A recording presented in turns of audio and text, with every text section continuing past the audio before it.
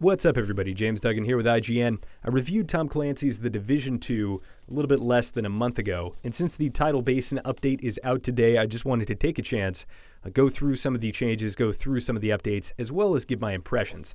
Granted, at this point, this is day one. I've only spent about 5 or so hours in the update, experiencing the content, experiencing World Tier 5 and the gear sets and Tidal Basin and all that good stuff.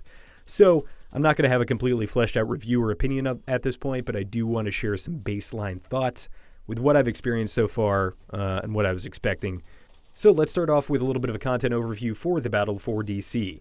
World Tier 5 is here. This increases the gear score cap to 500. There is a heroic difficulty, which was actually in the game in the form of, in some of the bounties, even with World Tier 4 before this. There are 3 new gear sets. Ongoing Directive, True Patriot, and Hardwired. There's a new faction, Stronghold. That's kind of the title change here, which is Tidal Basin. And then there are weekly invaded missions. And before we continue, I do just want to give a heavy spoiler warning. I'm going to be talking about spoilers for the Division 2 story, as well as spoilers for Tidal Basin in the mission. So here we go. Tidal Basin, I quite like. This is the new Stronghold. One of my main critiques of the Division 2 in my review was that Strongholds don't feel all that different from missions in terms of duration, in terms of mechanical complexity, and in terms of spectacle. I think that there are some missions like the Space Administration HQ that are more spectacular visually than some of these Strongholds. And therefore, I didn't really understand what they were going for with Strongholds. They weren't raids. They weren't mini raids. They were just more missions that were kind of larger, but also not really all that much larger. Tidal Basin solves a lot of these problems. There are auto turrets that you need to disable by shooting this power source that is unique to Tidal Basin that then comes in later in some of the boss fights. There are big dog type enemies that are carrying these viral contagion canisters on their back that you need to destroy. So there are some unique elements, and the boss fight, another huge critique of mine for the Division 2, was that bosses, named enemies, across the board, without exception, in the Division 2, are just steroided versions of normal mobs. So kind of scaled up in terms of damage, maybe in terms of how aggressive their AI is, and also in terms of health. And so therefore, I never really felt that there was this spectacle moment, with one exception, and here comes the spoiler. It's that giant reconnaissance drone. Why is that only used once? It's so great. It's just this amazing surprise, and then it's never really used again, and it would make for an amazing raid boss or stronghold boss. Those are the kind of things that I want to see in the stronghold. But what we got, her name is Wyvern, and she's the boss, and she's kind of a badass. And I have to say, she was a fun fight. She isn't quite where I want to see a Division 2 go just yet, but she is certainly approaching that realm of mechanical intricacy, bespoke boss mechanics, bosses that are unique for mobs that make you feel like you're fighting something other than just another dude. And so what you have to do to defeat Wyvern is essentially destroy these missile turrets that are aimed at the White House. While she's lobbing grenades at you, she has a ton of armor.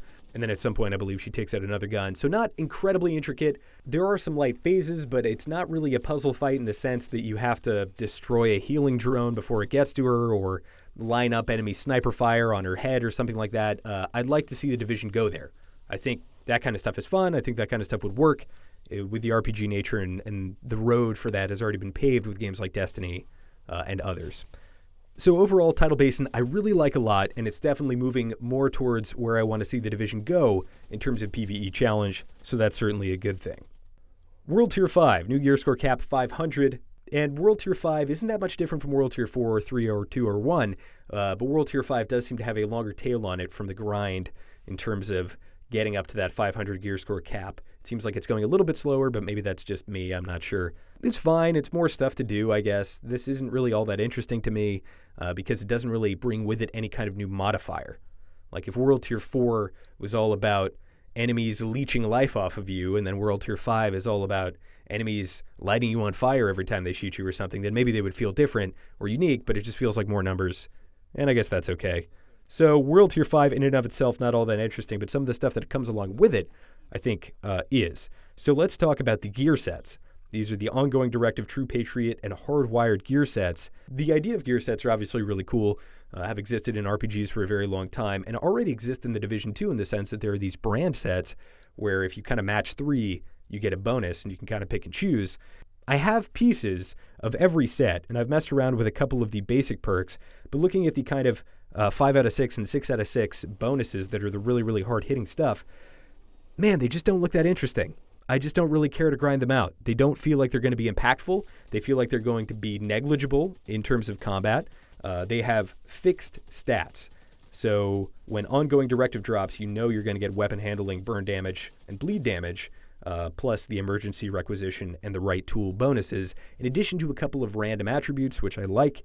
That's cool. I just think the effects, the 5 out of 6 and the 6 out of 6 effects, they don't strike me as that interesting, frankly. I don't know that I want to give up my cumulative total of 15 or 25% LMG damage for some of this stuff. So let's just go over one, the True Patriot. So at 5 out of 6, you get red, white, and blue. When you shoot an enemy, you apply a debuff, which cycles from red, white, to blue every 4 seconds. 4 seconds is a long time. Keep that in mind. Red decreases damage dealt by the enemy. I wish it told me how much. White restores armor to friendlies that shoot this target, and then blue boosts skill cooldown reduction to friendlies that shoot this target. So you are shooting somebody for 12 total seconds.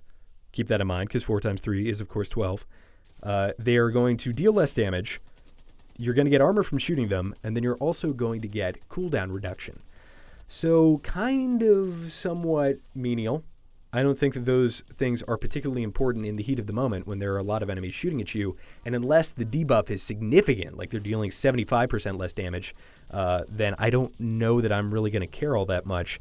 And then, of course, 6 out of 6, the full flag, shooting an enemy with all 3. So that, again, takes a total of 12 seconds. Realistically, you're only going to be able to do this to bosses. It'll deal 25% damage to other enemies that have at least one of the debuffs active. It doesn't say how long the debuffs will last. I've yet to do any testing because obviously I don't have 6 out of 6 of these. But just off the bat, the True Patriot seems to be the most interesting one to me. And even at that, it seems like a hassle and it doesn't seem like it offers a huge reward. And so far that has been my experience with exotics. I've been playing around a lot with Liberty. I've been playing around a lot with Chatterbox. And they're cool. In theory, in practice, they just don't really hold up. Liberty doesn't really work because when you have more than 3 people in your party or you're playing on challenging or heroic difficulty, you can't one-shot somebody. So you destroy an equipment or a destructible, and you go to one-shot somebody to get that increased buff across your entire mag, and you just don't get there because enemies have too much HP. Therefore, it's not really viable or, I guess, optimal. And similarly, Chatterbox, the reload speed, having it as a secondary weapon is super, super useful. The actual increasing the size of your mag and then refilling that only really works on some of the lower difficulties and some of the weaker enemies. So that's not what I want. That's not what I want from these end game loot things. I want crazy, bespoke, game-altering, gameplay-altering modifiers. So, granted, I still have to get my hands on these. Maybe some of these are really good, but just at a first glance and from the pieces that I have accumulated at this point, not that interesting, not that excited to chase them down, but I will do nonetheless. Weekly invaded missions are lots of fun. They all give a gear set item every single time you complete one of the missions. It unlocks a stronghold, kind of takes you back to that initial endgame experience, and I like that a lot, seeing different enemies in the missions that I know and love from the Division 2, so I don't really have too much to say negatively about that. It's all pretty positive in terms of the weekly invaded missions front. Now, briefly, let's go over some of the bigger patch notes and changes, and then I'll give you my overall impressions for this patch and where I want to see the Division go from here. The Mark 17 had its damage nerfed by 14%, which is pretty significant for a DMR. Model 700 damage, which I use, reduced by 13%. Shotguns. I was hoping to see a lot here because shotguns suck in the Division 2 point blank. They're not good. Even if you have bonuses on shotgun damage, they are still very bad. AA-12 damage increased by 16%. Not nearly enough. I was thinking more in the realm of 160% or something of the like. Shotgun should feel impactful. You have to close that distance. And in the Division 2 especially, that is super risky. You're really putting your neck on the line, so I want to be rewarded for going CQB. I want to be rewarded for getting up close and personal, and I'm just not. Shotguns are bad. Fix it. Fix it, Massive. You can do it, I believe. Player skills. Another critique of mine in the Division 2 review was that skill usage didn't feel all that good, partly because the mods were so difficult to equip in terms of the skill power ceiling that you needed to hit in order to equip them. And then in addition to that, I also felt as though the skills themselves were not that impactful unless they were defensive or healing in nature. And while I still feel that's kind of true, there are definitely steps being taken to improve that. One of those things is that the skill power requirement has been reduced. So the amount of skill power it takes to equip skill mods That's certainly a change for the better. I've yet to see if I actually care about the skill mods, but I'm sure I'll get there. Most notably, in terms of actual skills that were touched and altered, is the chem launcher, which you take out and it now acts more like a weapon. So instead of you accidentally hitting the button and pulling it out and shooting and then it's all bad or something like that, you pull it out, you aim it, it's deliberate, it feels much better. That's a huge positive. So good job. Another big issue was endgame incentivization. Not as much of an issue anymore since we have so many exotics to chase down, but even still, there are efforts being made to make that better. And one of the ones that I want to highlight, kind of running short on time here, but faction key loot drops from bounties are now guaranteed and are displayed on the loot preview. Love that. There's some other thing you get from doing those challenging bounties aside from just more high-end gear. And then maybe saving the best for last, which is the weapon attachment changes. So in the beta, there were a lot of downsides, and then in live in the Division 2, there are still some downsides to equipping certain attachments. Trading out crit for something like stability felt really bad. So a lot of the downsides are gone, and I applaud Massive for making this decision. It's very good. I've already been experimenting with it. My LMG that I had kicking like a mule now has significantly less recoil, which is good news for me in terms of DPS. So across the board, attachments are more of a perk, and that makes grinding out those level 3 control points and higher a lot more rewarding. And I already think they were some of the most rewarding activities in the game anyway, so that's very good. So closing thoughts for the Battle for DC update. I like it a lot. I think everything that's been added, none of it has detracted from the experience. Basically everything is additive. Even with some of the issues that I listed, like the gear sets not being that interesting, it's certainly good to see Massive and Ubisoft thinking about that gear that you want to chase, that stuff that's better than just more high-end loot. Similarly, Wyvern, the best boss encounter in the game so far.